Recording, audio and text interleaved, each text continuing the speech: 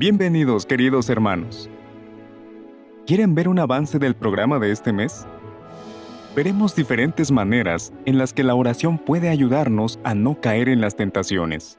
Por ejemplo, gracias a la oración, Narciso pudo abandonar algunas prácticas que están en contra de los principios bíblicos. El año pasado, millones de personas se alegraron mucho cuando recibieron la edición revisada de la traducción del Nuevo Mundo en español. Hoy veremos lo que implicó producir esta traducción de la palabra de Dios. Una de las cualidades más atrayentes de Jehová es su disposición a perdonar. Y el video musical de este mes nos recuerda que con la ayuda de Jehová, nosotros también podemos perdonar a los demás. Esto es JW Broadcasting.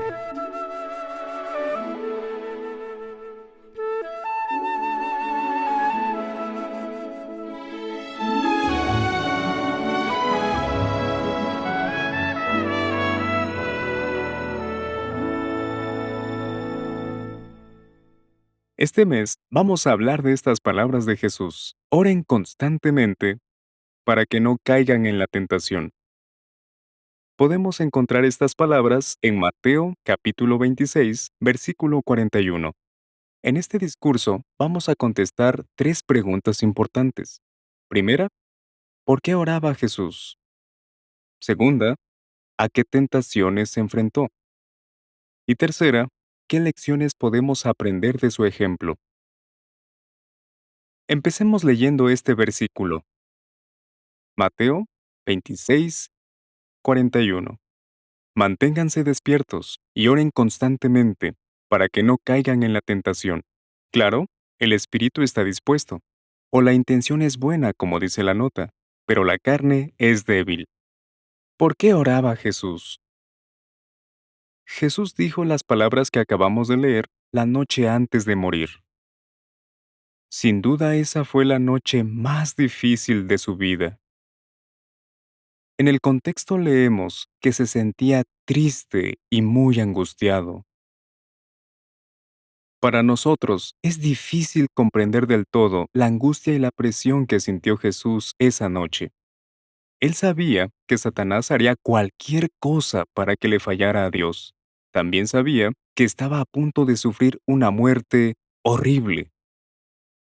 Pero había algo que le preocupaba todavía más. Jesús sabía que iba a ser acusado falsamente y sentenciado por un delito despreciable: blasfemar contra el nombre de Jehová. La nota de estudio de Mateo 26:39 dice: no hay duda de que a Jesús le preocupaba mucho que morir acusado de blasfemia y sedición pudiera deshonrar a Dios. Eso lo motivó a pedirle que apartara de él esta copa. Ante toda esa presión, ¿podría Jesús mantenerse fiel hasta la muerte? Estaba en juego la vida de muchísimas personas. Y más importante aún, estaba en juego la reputación de su Padre. Jesús estaba sometido a muchísima tensión emocional. ¿Qué hizo en ese momento? Oró, no una, sino 3 veces. Veamos cómo cuenta Lucas lo que pasó. Lucas capítulo 22, versículo 44. Su agonía era tan grande que continuó orando todavía con más intensidad, y su sudor se volvió como gotas de sangre que caían al suelo. ¿Qué aprendemos de esto? Bueno, pensémoslo. Jesús conocía bien a Satanás.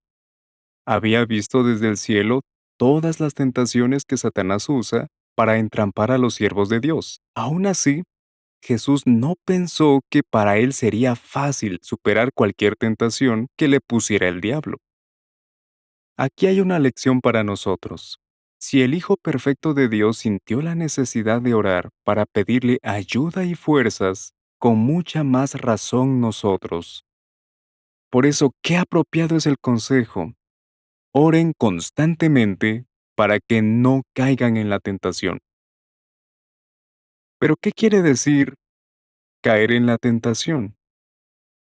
En 1952, la Atalaya explicó: nosotros mismos Bajo la influencia de Satanás, formamos la tentación mediante el pensar qué bueno sería hacer o tener alguna cosa contraria a la voluntad de Dios, y luego no despidiendo ese deseo que se ha formado mediante nuestros pensamientos impropios, sino dándole más y más consideración. De este modo somos atraídos e inducidos a pasar por alto el consejo y la amonestación de Dios. Nos metemos o caemos en tentación. La oración nos ayuda a vencer las tentaciones. Nos ayuda a concentrarnos en lo que Jehová quiere que hagamos y a pedirle que nos dé fuerzas para no caer en la tentación. La segunda pregunta: ¿a qué tentaciones se enfrentó Jesús cuando estuvo aquí en la tierra? Seguro que nos viene a la mente la ocasión en la que el diablo tentó a Jesús 3 veces, poco después de su bautismo. Vamos a repasar brevemente esas 3 tentaciones. La primera: el diablo le dijo a Jesús que convirtiera unas piedras en panes en una ocasión en la que él estaba muy hambriento. Satanás se estaba aprovechando del deseo de Jesús de comer. Pero él rechazó inmediatamente la tentación de satisfacer ese deseo de una manera inapropiada. La segunda: Satanás retó a Jesús a arrojarse desde la parte más alta del templo. Jesús también rechazó esa tentación. ¿Por qué? Porque sabía que exhibirse de esa manera sería una muestra de orgullo y pondría a prueba a Jehová. Finalmente, Satanás le ofreció a Jesús todos los reinos del mundo y su gloria. ¿Pero a cambio de qué? Satanás le exigió que realizara ante él un acto de adoración. ¿Qué le contestó Jesús? Lo rechazó de inmediato y le dijo: «Vete, Satanás». ¿Se ha enfrentado usted a tentaciones parecidas? Puede que diga: «A mí nadie me ha pedido que convierta piedras en panes o que me arroje desde un edificio. Y por supuesto nadie me ha ofrecido todos los gobiernos del mundo». Pero dijimos tentaciones parecidas, no las mismas. ¿Se ha enfrentado a tentaciones parecidas? Seguro que sí. La mayoría de nosotros nos hemos visto tentados a hacer cosas que están mal. Quizás nos hayamos visto tentados a caer en la inmoralidad sexual, o a ser codiciosos, o a darle demasiada importancia a las cosas materiales. O quizás nos hayamos visto tentados a hacer algo por orgullo o para impresionar a los demás, en vez de ser personas humildes. ¿Y quién no ha tenido la tentación de aprovechar las oportunidades que ofrece el mundo de Satanás de ser rico, tener poder o una posición importante? Independientemente de la tentación que se nos presente, recordemos las palabras de Jesús. Oren constantemente para que no caigan en la tentación. ¿Pero fueron esas las únicas tentaciones a las que se enfrentó Jesús? No. ¿Cómo lo sabemos? Por lo que leemos en el Evangelio de Lucas, capítulo 4, versículo 13. Así que cuando terminó de tentarlo, el diablo se alejó de él, a la espera de otro momento conveniente. ¿Volvió Satanás a tentar de nuevo a Jesús? Tiene que haberlo hecho. Lo sabemos por lo que dice Hebreos, capítulo 4, versículo 15. Vamos a leerlo. Porque no tenemos a un sumo sacerdote que no pueda compadecerse de nuestras debilidades, sino que tenemos a uno que ha sido probado como nosotros en todo sentido, pero sin pecado. ¿Se ha preguntado alguna vez qué otro momento conveniente aprovechó Satanás para tentar a Jesús? Veamos algunas posibilidades. Una podría ser lo que ocurrió en el año 32, unos 2 años y medio después de las primeras tentaciones. Vamos a buscar Juan, capítulo 6, versículo 15. Entonces Jesús, que sabía que estaban a punto de venir para llevárselo a la fuerza y hacerlo rey, se retiró otra vez a la montaña, él solo. Jesús ya se había enfrentado a una tentación parecida a esta, pero esta vez las circunstancias eran distintas. Satanás no le ofreció directamente la oportunidad de ser rey, tampoco le pidió un acto de adoración. En este caso, fueron sus seguidores los que quisieron hacerlo rey. La tentación se presentó por petición popular. ¿Cómo reaccionó Jesús? Bueno, antes de que pudieran lograr su objetivo, Jesús se retiró a una montaña, él solo. ¿Y qué hizo en la montaña? Encontramos la respuesta en un detalle que añade el relato paralelo de Mateo. Vamos a leerlo. Mateo 14, versículo 23. Después de despedir a las multitudes, subió solo a la montaña para orar. Así que Jesús se fue allí, no solo para evitar a la gente, sino para orar. Tercera pregunta. ¿Qué aprendemos del ejemplo de Jesús? Que aunque en el pasado ya hayamos superado una prueba o evitado caer en una tentación, no debería sorprendernos que se nos presente de nuevo una tentación parecida, pero de otra manera o en otra situación, y en un momento conveniente. ¿Para quién? Para Satanás, no para nosotros. Otra ocasión pudo ser cuando Jesús y sus apóstoles se encontraban cerca del monte Hermón, en la región de Cesarea de Filipo. Los apóstoles acababan de reconocerlo como el Cristo, el Hijo del Dios vivo. Así que Jesús aprovechó la oportunidad para enseñarles más cosas. Vamos a ver lo que dice Mateo, capítulo 16, versículo 21.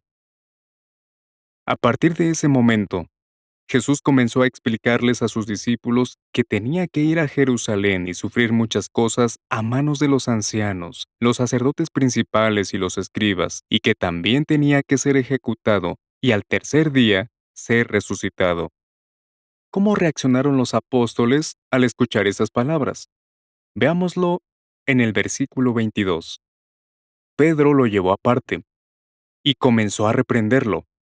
Señor, no seas tan duro contigo mismo.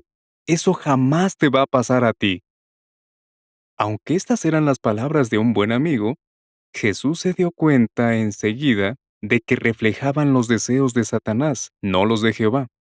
Así que le respondió con firmeza, Ponte detrás de mí, Satanás. Eres un estorbo en mi camino, porque no estás pensando como piensa Dios, sino como piensa el hombre.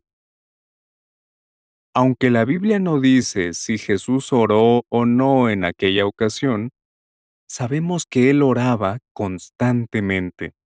El apóstol Pablo escribió en Hebreos 5:7, durante su vida en la tierra, Cristo ofreció peticiones y ruegos con fuertes clamores y lágrimas. Esas oraciones ayudaron a Jesús a concentrarse en la razón por la que vino a la tierra. Tener ese enfoque tan claro lo ayudó a ver que el consejo de Pedro era equivocado y que si lo seguía estaría haciendo lo que el diablo quería. ¿Qué nos enseña esto? Nos muestra que las tentaciones no siempre vienen de los enemigos de Jehová. Puede que personas cercanas a nosotros, sin darse cuenta, nos animen a hacer lo que Satanás quiere, como lo hizo Pedro. Podría ser nuestro jefe, un compañero de trabajo o de clase, un amigo, un familiar, nuestros padres, nuestro cónyuge o alguien de la congregación. Veamos otro caso en el que Satanás volvió a tentar a Jesús. Esta vez, Satanás utilizó a los líderes religiosos. Ellos atacaron a Jesús verbalmente, tergiversaron las escrituras y le lanzaron acusaciones ridículas. Pero Jesús sabía cuáles eran sus intenciones, y les dijo claramente, ustedes son hijos de su padre, el diablo. No debería sorprendernos que los apóstatas y otros opositores usen tácticas similares hoy día. Tal como Jesús fue acusado de blasfemia y sedición, también el pueblo de Dios ha sido acusado de ser extremista y ha sido víctima de todo tipo de acusaciones falsas. Igual que Jesús, nosotros sabemos quién está detrás de estos ataques. Satanás, el gran tentador. ¿Qué nos ayudará a evitar la tentación de rendirnos por culpa del desánimo? ¿Cómo podemos enfrentarnos con éxito a todos estos ataques? Pablo nos dice lo que debemos hacer. Leamos Efesios, capítulo 6, Versículo 11. Pónganse la armadura completa que Dios da, para que puedan mantenerse firmes contra las astutas trampas del diablo. Después de hablar de lo importante que es ponerse la armadura espiritual, Pablo dice en el versículo 18 que debemos seguir orando en toda ocasión con el Espíritu, haciendo todo tipo de oraciones y ruegos. Así que, ¿qué hemos aprendido? Al parecer, Satanás no volvió a tentar a Jesús directamente, pero siguió insistiendo, siguió tentándolo de diferentes maneras. Se valió de otras personas para darle malos consejos, para atacarlo y ridiculizarlo, y también para intentar hacerlo rey. Quizás hayamos conseguido vencer algunas tentaciones en el pasado, pero recordemos, Satanás no se rinde solo porque haya fracasado en el pasado. En un momento conveniente para él, puede volver a tentarnos con algo totalmente diferente, o usar la misma tentación, pero disfrazada.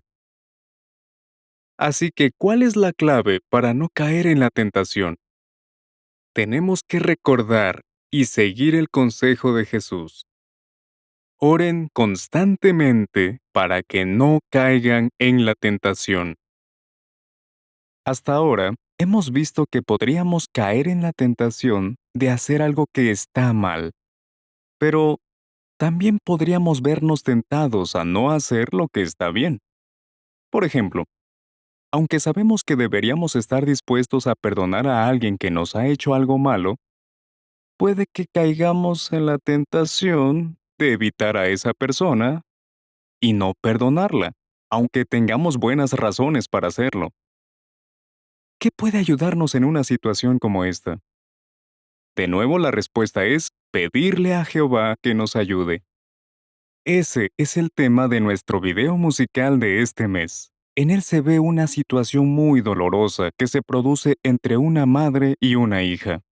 Veamos lo importante que fue la oración para resolver un problema que al principio parecía no tener solución. Es como hiel, muy dentro de mí. Le doy 1000 vueltas a lo que pasó. No sé desterrar el rencor. Se terminó. No puedo seguir alimentando este insensatez. Así no hay manera de olvidar. Es hora de hacer una oración. Jehová me librará de esta sin razón que juega con mi mente. Qué difícil es sacarlo de mi corazón, Jehová. Me faltan las fuerzas. Te pido tu ayuda. Me duele recordar. Quisiera olvidar, dejarlo pasar, Jehová. Quisiera lograrlo, decirte perdono, te perdono. Qué decepción, me cuesta entender. Siento lástima y frustración. Hay tantas heridas que cerrar. No puedo más, no debo seguir guardando dentro lo que sucedió. ¿Qué importa quién se equivocó? Es hora de hacer una oración. Jehová me librará de esta sin razón.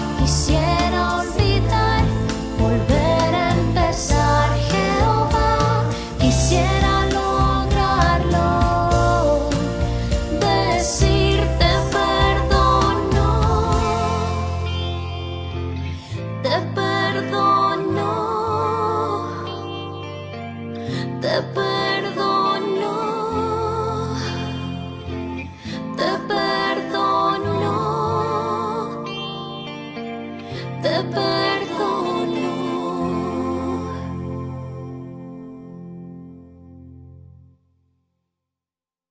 Seguro que este video nos ha emocionado mucho. ¡Qué situación tan difícil! Claro, estas situaciones no se solucionan de la noche a la mañana. Algunas heridas tardan mucho tiempo en cerrarse. Sin embargo, es posible que se empiecen a curar si intentamos perdonar. Pero no podemos lograrlo solos. Recordemos lo que dice esta canción. Sigamos orando. Pidámosle a Jehová que por favor nos ayude, que nos ayude a perdonar. En el siguiente video, veremos otro ejemplo de cómo puede ayudarnos la oración hoy día. Narciso García se esforzó mucho por poner en práctica los principios bíblicos en su vida, pero no fue fácil. Veamos lo que hizo cuando se enfrentó a tentaciones parecidas a las que tuvo Jesús.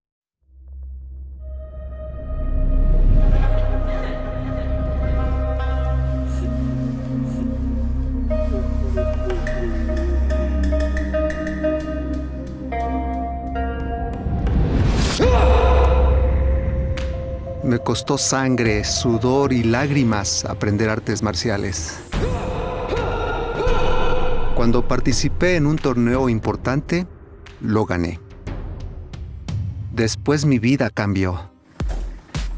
Me convertí en el guardaespaldas de un político muy conocido y les enseñaba artes marciales a algunos famosos. Mis alumnos, mi jefe y su familia llegaron a ser parte de mi vida.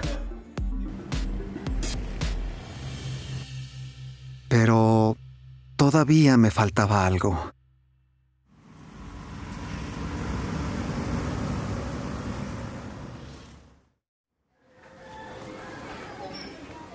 Un día los testigos de Jehová vinieron y me dejaron un tratado.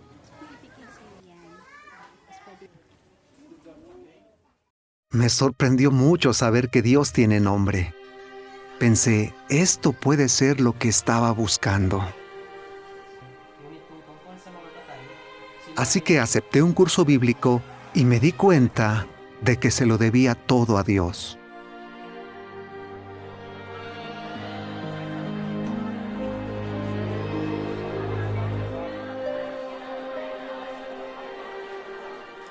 Cuando fui por primera vez a una reunión, vi que los testigos son muy humildes y cariñosos.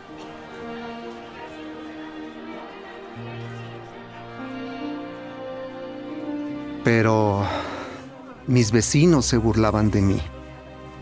Me daban ganas de golpearlos porque sabía que podía.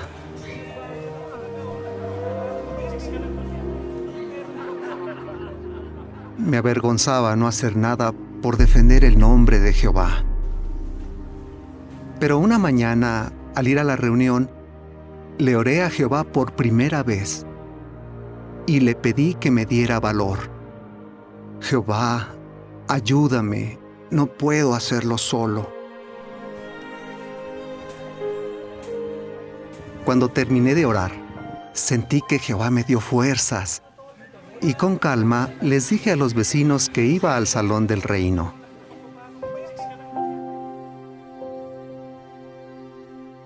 Desde entonces, siempre le he orado a Jehová al tomar decisiones.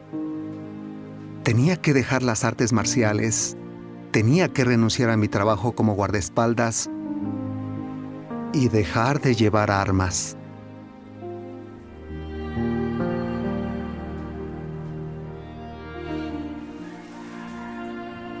Obedecer a Jehová no siempre ha sido fácil, pero Él me ha dado el valor para hacerlo.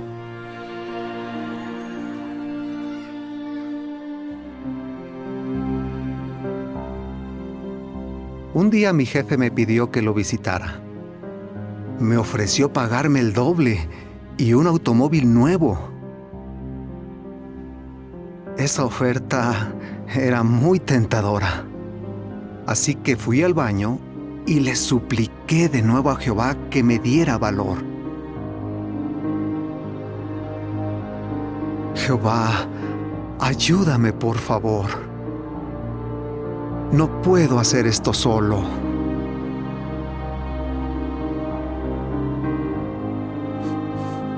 Al final, elegí a Jehová. Él es más valioso para mí que lo que el mundo puede ofrecerme. Le dije a mi jefe, lo siento, pero no voy a aceptar su oferta. Me sentí como si hubiera perdido a mi familia. Con el tiempo me bauticé. Me di cuenta de que lo que importa es lo que piense Jehová de mí, no lo que piensen los demás. Estoy muy agradecido de servir a Jehová junto a mis hermanos. Ahora soy precursor regular.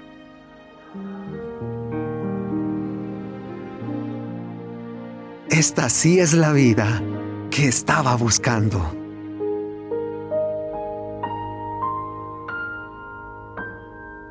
¿A qué tentación se enfrentó Narciso? Cuando sus vecinos empezaron a burlarse de él por ir al salón del reino, pensó en usar las manos y volver a poner en práctica lo que sabía de artes marciales.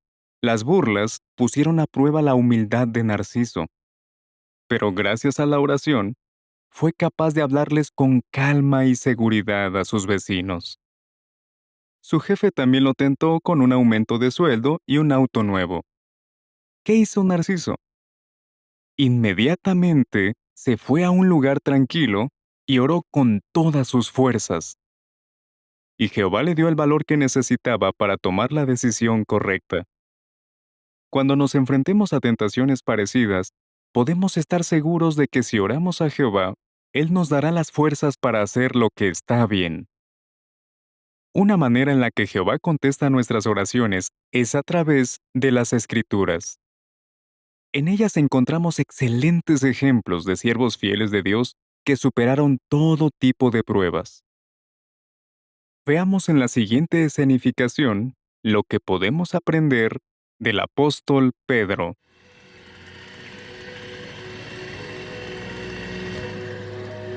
Después de predicar en un territorio no asignado, decidí que quería hacerme precursor regular.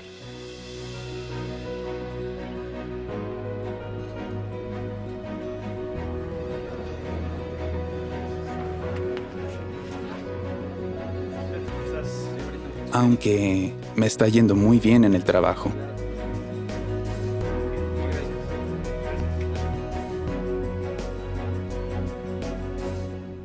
¿Será este el mejor momento para hacer un cambio tan grande?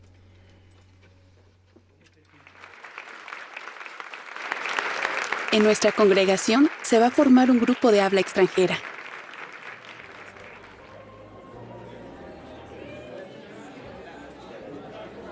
Yo no pienso irme al grupo. ¿Sabes lo difícil que es aprender ese idioma? Quizás esto no es para mí. Esa cultura y ese idioma son tan diferentes.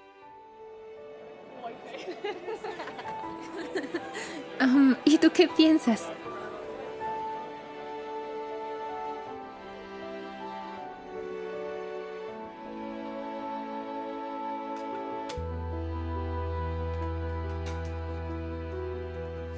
Ahora que nuestro hijo menor está sirviendo en otro lugar, Tal vez nosotros podríamos servir en una zona donde se necesiten más publicadores, como antes de tener a los niños.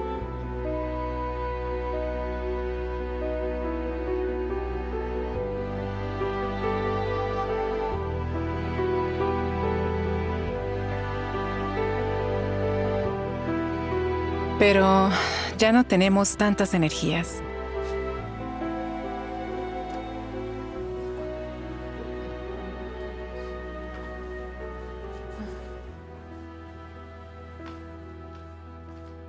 Quizás es demasiado para nosotros.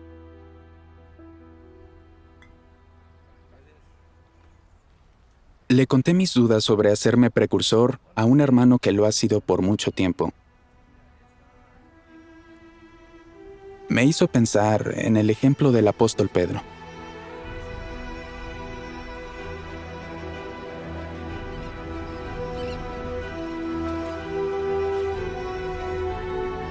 Él era pescador, pero Jesús sabía que tenía el potencial para hacer un trabajo mucho más importante.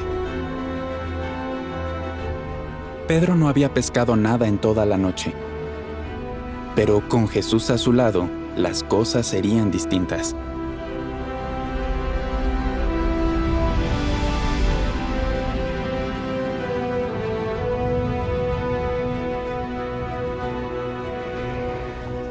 Pedro se asustó.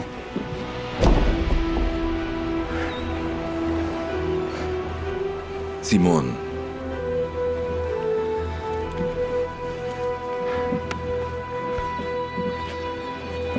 no tengas miedo. A partir de ahora, estarás pescando hombres.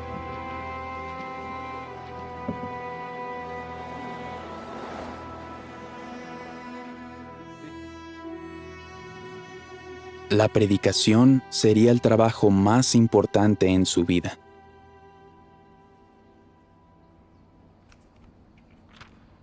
El apóstol Pedro vivió una situación parecida a la mía cuando estaba en Antioquía de Siria. Al principio no tenía problema en juntarse con los cristianos gentiles. Pero después vinieron de visita algunos hermanos de Jerusalén.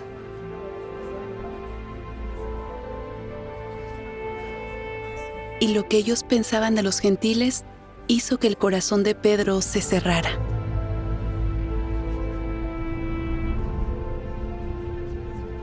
Jehová usó al apóstol Pablo para que ayudara a Pedro a dejar de tener temor al hombre.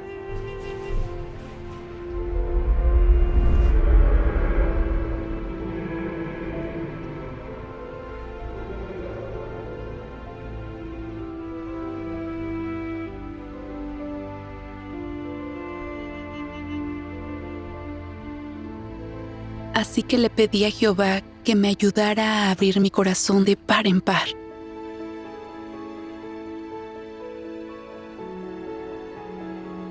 Les pedimos consejo a unos hermanos mayores y ellos nos recordaron el ejemplo de Pedro. Probablemente tenía nuestra edad cuando se fue a vivir a Babilonia, donde se necesitaban más predicadores. Seguro que él y su esposa tenían preocupaciones como las nuestras. ¿Serían capaces de hacer un viaje como ese? ¿Podrían adaptarse a un lugar diferente? Pero confiaron en la ayuda de Jehová.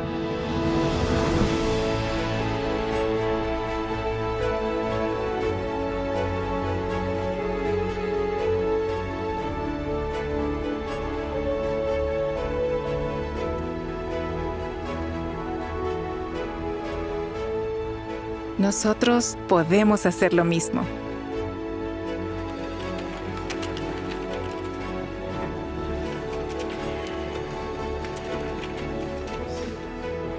Si superamos nuestras dudas,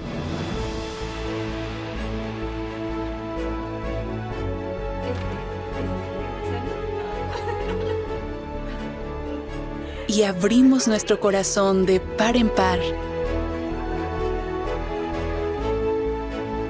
podremos vencer nuestros miedos.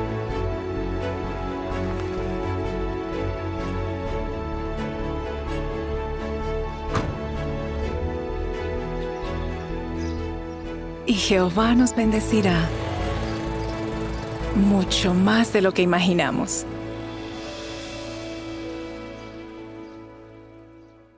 Pedro era como nosotros. Amaba a Jehová, amaba a los hermanos. También tenía dudas y temores que a veces le impidieron hacer lo que sabía que estaba bien. Pero confiaba en que Jehová le ayudaría a vencer sus miedos. Nosotros podemos hacer lo mismo. Cuando oramos, no deberíamos limitarnos a pedirle a Jehová que nos ayude solamente a nosotros. También podemos pedirle a Jehová que ayude a los demás. Veamos un ejemplo de esto en el siguiente video.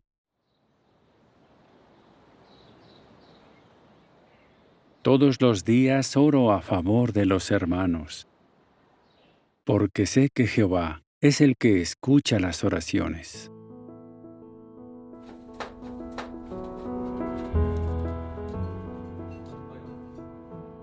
Desde que nos bautizamos, mi familia y yo hemos estado muy ocupados sirviendo a Jehová.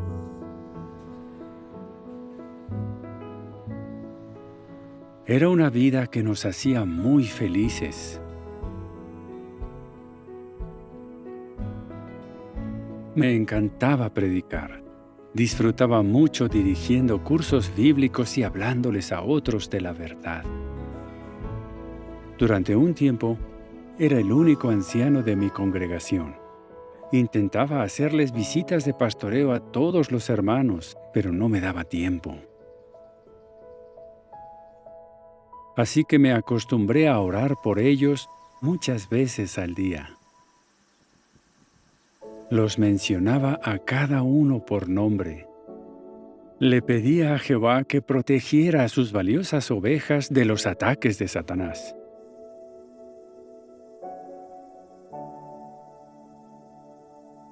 Algún tiempo después, mi esposa se puso muy enferma. Estuvo en el hospital durante un tiempo y después la llevé a casa para cuidarla. Al final, tuve que dejar el precursorado. Cunico le sirvió fielmente a Jehová hasta que murió. Después de un tiempo, yo también me puse enfermo. Una mañana me sentía muy mal y no me podía mover.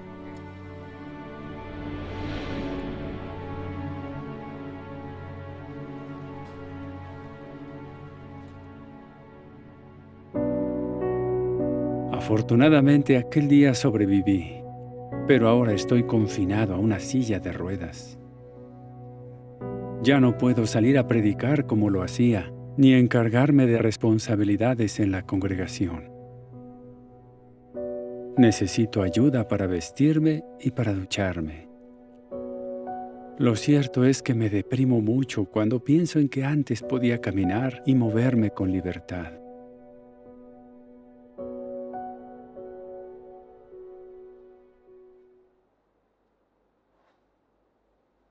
Pero Jehová nunca se olvida del amor que le hemos demostrado. A Jehová le alegra mucho ver que le damos lo mejor a pesar de las circunstancias que tengamos. Es cierto que ahora tengo limitaciones, pero todavía puedo orar. Cuando oro, menciono los nombres de los hermanos de mi congregación y de mis amigos. Hago una lista de sus nombres para no olvidarme de nadie. En jw.org leo acerca de los arrestos de los hermanos de Rusia y sobre la situación en Eritrea, y así me aseguro de incluirlos en mis oraciones. El cuerpo gobernante, sus ayudantes y todos los demás que sirven a tiempo completo también necesitan el apoyo de Jehová. No hay duda de que Jehová es el que escucha las oraciones. Cuando era el único anciano de la congregación y cuando mi esposa estaba enferma, Él escuchaba mis oraciones.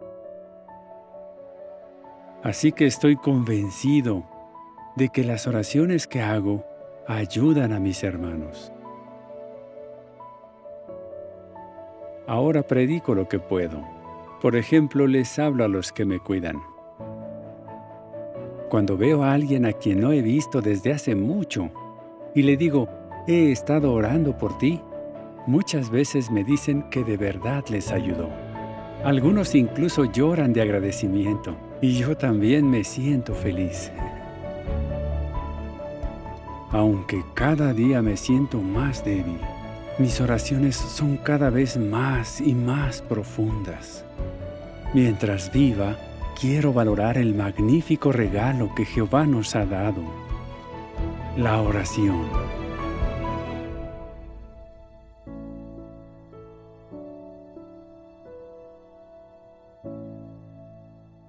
Takeshi podría centrarse en todas las cosas que no puede hacer, pero en vez de eso, dedica mucho tiempo a pensar en los hermanos. Ora por ellos todos los días, y son oraciones específicas. Incluso hace listas para no olvidarse de nadie. Y entra en jw.org para saber qué hermanos tienen problemas. ¿Por qué hace todo eso? Takeshi dijo, porque sé que Jehová es el que escucha las oraciones. Sea que estemos sufriendo los efectos de la vejez, de una enfermedad, de la persecución o disturbios en nuestra zona, lo cierto es que todos tenemos el mismo enemigo, Satanás. ¿Cómo nos ayuda Jehová a ganar esta guerra espiritual? El hermano Harold Corkern lo explica muy bien en la siguiente adoración matutina. El texto de hoy destaca que estamos en guerra con Satanás. La guerra se define como una relación de hostilidad entre dos bandos enemigos que hacen todo lo posible por conquistarse o destruirse el uno al otro. Y el contexto del texto de hoy, 1 de Pedro 5:8, habla sobre el tipo de enemigo que tenemos, un león rugiente que trata de devorar a alguien. Y la expresión rugiente transmite la idea de una bestia muy, muy hambrienta. Hermanos, es un enemigo real. Y eso se ve claramente en las palabras que Jesús usó en la oración del Padre Nuestro. En Mateo 6:13, Él dijo: «No nos dejes caer en la tentación, sino líbranos», o como dice la nota, «rescátanos del maligno». Si buscamos ese mismo versículo en otras Biblias, como la Biblia de Jerusalén o la Reina Valera, veremos que esas versiones dicen «líbranos del mal». Pero pensemos por un momento, ¿estaba Jesús hablando del mal? ¿No es cierto que eso es más impersonal, que no transmite la idea de un enemigo real? Jesús sabía que el diablo es alguien real, que es un enemigo de verdad. El diablo es despiadado, es feroz y no tiene compasión. Lo que hace es atrapar a la persona y seducirla para que haga algo malo a los ojos de Jehová.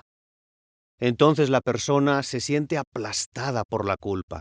Y ahí es cuando vuelve el diablo y machaca a la persona para hacerla sentir todavía más culpable por haber fallado.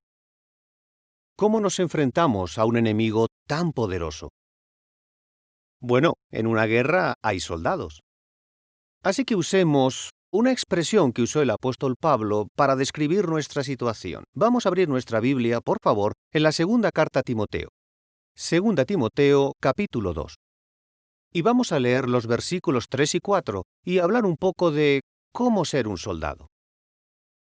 Ya lo tienen, dice: «Como buen soldado de Cristo Jesús, acepta las dificultades que tengas que sufrir». Y el versículo 4 sigue diciendo: «Ningún soldado se envuelve en los asuntos comerciales de la vida si quiere agradar a quien lo reclutó». Nos convertimos en soldados de Cristo cuando aceptamos que mediante su sacrificio Jehová nos ha salvado y cuando le prometemos a Jehová que le vamos a servir por toda la vida. Nos convertimos en soldados y como soldados sabemos que las cosas no van a ser fáciles. Tendremos problemas y pruebas. Pero el objetivo de un buen soldado es permanecer leal a sus superiores, a los que le dan las órdenes. Como ya dijimos, no va a ser fácil, nada fácil, pero hemos elegido ser soldados de Cristo. Un buen soldado, como este soldado leal del que habla Pablo, es muy diferente de un mercenario. Un mercenario es alguien al que le pagan para pelear, pero en realidad no siente pasión por la causa, solo lo han contratado. Lo que hace, lo hace por dinero o lo que sea que le vayan a dar. Nosotros no somos mercenarios. Nosotros estamos completamente entregados a la causa, estamos dedicados a Jehová y somos leales a Cristo, somos buenos soldados, leales e íntegros. Otro detalle sobre los soldados es que se les puede identificar por los uniformes y las armas que llevan. Gracias a eso, los soldados pueden ver claramente quién lucha en su bando y quién lucha en el bando enemigo en medio de la batalla. Se distinguen por lo que llevan puesto. Hoy también hay una clara diferencia entre los soldados de Satanás y los soldados de Cristo. Eso es algo fácil de ver. Pero no solo son enemigos, sino que son muy diferentes en su aspecto, su manera de pensar, de sentir y de actuar. Todo esto nos hace pensar en el gran contraste que hay entre las obras de la carne y el fruto del Espíritu, que se mencionan en Gálatas 5. Hay una diferencia enorme entre el que sirve a Dios y el que no le sirve. Y a ver, pensemos, ¿qué armadura es la que llevamos puesta? Efesios 6 dice, pónganse la armadura completa que Dios da. Así que nuestra armadura es de Dios. No usamos ni las tácticas ni los métodos del diablo. No, se ve de lejos que somos soldados de Cristo. Y aquí no hay zonas grises, o estamos de un lado o estamos del otro, es así, no hay más. Por ejemplo, imagínate que eres un soldado y que estás de guardia. Ya es de noche. Ves que alguien se acerca y gritas. ¡Alto! ¿Quién anda ahí, amigo o enemigo? Y contesta, las dos cosas. Eso es un enemigo. No se puede estar en los dos bandos. ¿Qué más nos convierte en buenos soldados en esta guerra? Vamos a abrir la Biblia en Filipenses, capítulo 1. Filipenses, capítulo 1. Y aquí vamos a hablar un poco de la unidad y de trabajar juntos en paz, porque un ejército debe estar unido. Filipenses 1:27 dice, «Solo que pórtense de una manera digna de las buenas noticias acerca del Cristo, para que, sea que yo vaya a verlos o esté ausente, oiga de ustedes y sepa que se mantienen firmes con un mismo espíritu, con una misma alma». O como dice la nota, con un mismo propósito. Luchando lado a lado por la fe de las buenas noticias y sin tenerles ningún miedo a sus adversarios. Esto mismo es prueba de que ellos serán destruidos, pero ustedes salvados. Y esto proviene de Dios. Sabemos que es muy importante estar unidos, trabajar hombro a hombro, lado a lado.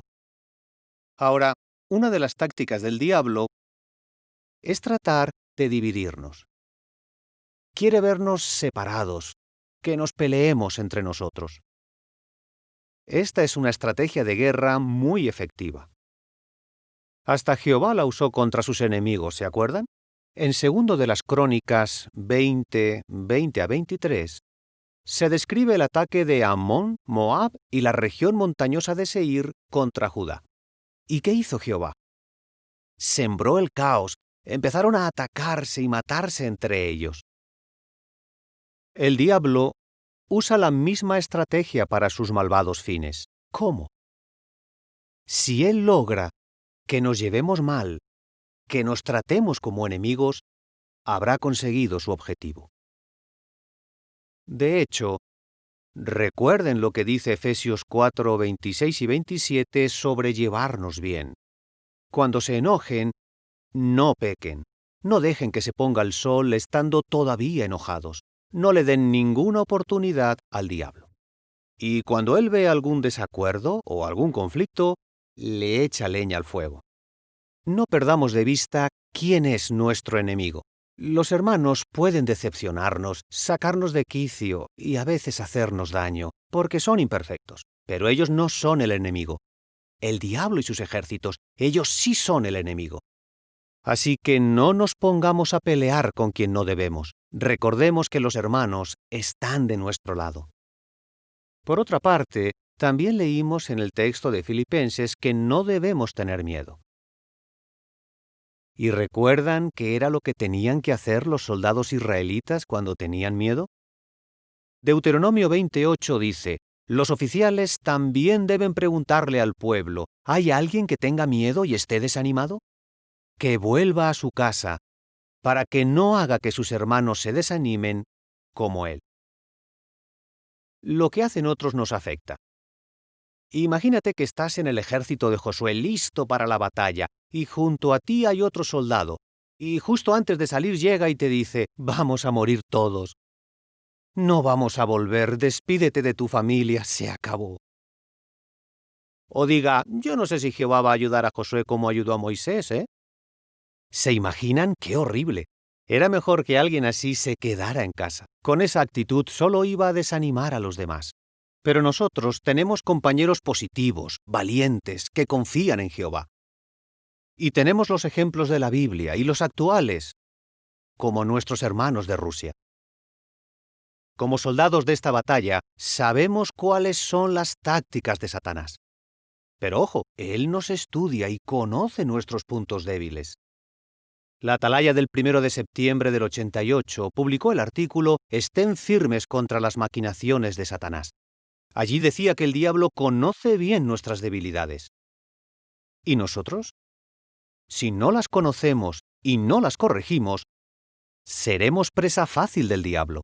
Para eso hace falta ser humildes, sinceros con nosotros mismos, realmente querer cambiar. Si no, estamos perdidos. Uno tiene que preguntarse, ¿cuáles son mis debilidades? ¿Las conozco? ¿Las corrijo? Con la ayuda que nos da Jehová, podemos ganar esta batalla. Primera de Pedro 5:10 dice que Jehová terminará nuestro entrenamiento. Él nos hará firmes, Él nos hará fuertes, con Él podemos ganar. Así que, hermanos, seamos buenos soldados de Cristo, confiemos en Jehová y ganemos la batalla contra el enemigo, el diablo. Como mencionó el hermano Corcoran, Satanás no tiene compasión. Hace todo lo posible para que pequemos contra Jehová. El año pasado, se publicó la edición revisada de la traducción del Nuevo Mundo en español. ¡Qué emocionante fue este acontecimiento para millones de hermanos! Como el español es el idioma más hablado entre los testigos de Jehová, la traducción fue todo un reto. Veámoslo en el siguiente video. Poco después de publicar la revisión de la traducción del Nuevo Mundo en inglés, el cuerpo gobernante decidió revisar la edición en español. Querían que fuera una traducción moderna y fácil de entender para todo el mundo hispanohablante. El español es la lengua materna de unos 480 millones de personas y es el idioma más hablado entre los testigos de Jehová. Este proyecto de traducción fue todo un desafío. Se necesitaron 4 años y medio para llevarlo a cabo. ¿Por qué tanto tiempo? Traducir no es una tarea fácil, pero en este caso fue todavía más complicada porque el español se habla en muchos países con culturas diferentes. Esta variedad hace que una palabra en español pueda significar cosas diferentes en distintos países. En otros casos, puede pasar que una palabra no se conozca en algunas zonas o que suene ofensiva. Para superar estos obstáculos, los traductores contaron con la ayuda de 100 lectores externos de muchos países que revisaban el texto a medida que se iba traduciendo. Estos lectores eran de diferentes edades, culturas y antecedentes. Ellos iban recibiendo el texto poco a poco en formato electrónico, lo revisaban y luego escribían sus sugerencias. El equipo de traducción tomaba nota de todas sus recomendaciones y en algunos casos los traductores también les enviaban preguntas específicas. Cada versículo fue revisado por 130 personas. Naturalmente, todo esto tomó mucho tiempo. La traducción se terminó a principios del año 2019. Entonces se presentó un nuevo desafío. Había que imprimir millones de Biblias para que todos los publicadores hispanohablantes pudieran tener una. Esto era un trabajo enorme para las imprentas de Estados Unidos y Japón. Aunque trabajaran día y noche, llevaría mucho tiempo cumplir con este objetivo. Y claro, todo el mundo quería tener su Biblia lo más pronto posible. El cuerpo gobernante decidió publicar la Biblia en formato electrónico en la Asamblea Internacional de Madrid, meses antes de que la recibiéramos en papel. El momento más emocionante del viernes por la mañana fue cuando el hermano Lush presentó la nueva revisión de la Biblia. Pero hubo otra sorpresa. Como la mayoría de los hermanos que estaban en la asamblea tenían sus teléfonos y tabletas, pudieron descargarse la Biblia revisada allí mismo. ¿Cómo fue eso posible? Se usaron más de 500 dispositivos portátiles de Wi-Fi para que los hermanos pudieran descargarse la revisión tanto en Madrid como en las otras 11 sedes de España que se conectaron a la asamblea. Durante el almuerzo del viernes, prácticamente todos los asistentes pudieron descargarse la edición revisada de la traducción del Nuevo Mundo en español. se preparó a más de 1,200 voluntarios para que ayudaran a quienes lo necesitaran a descargarse la Biblia. Gracias a esto, los hermanos pudieron empezar a usar la traducción revisada durante el programa de la tarde de ese mismo día. Reíamos, se nos saltaban las lágrimas de alegría porque entendíamos que era un regalo de Jehová que nos estaba dando en ese momento, y además nos sentimos muy contentos porque ya hace mucho tiempo estábamos esperando.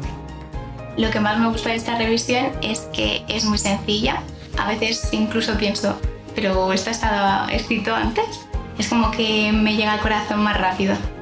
Conforme la vas usando, te das cuenta de que hay muchos textos cambiados y que el esclavo ha trabajado mucho para que se te haga más fácil de entender. Sin ninguna duda, la revisión de la traducción del Nuevo Mundo en español es un regalo que Jehová le da a todo el mundo hispanohablante. La palabra de Dios tiene poder, y esta revisión es una herramienta poderosa que ayudará a muchas personas a conocer a Jehová.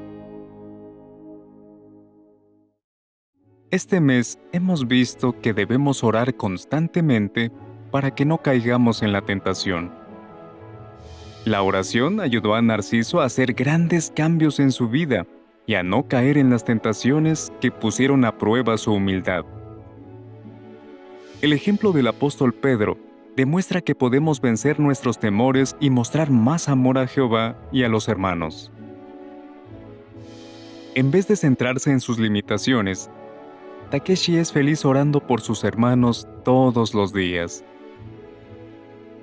Y la canción Te Perdono nos recuerda que podemos imitar a Jehová y estar dispuestos a perdonar para superar el dolor que pudiera habernos causado alguien a quien amamos. Para terminar, visitaremos a los hermanos de Tierra del Fuego, una provincia de Argentina.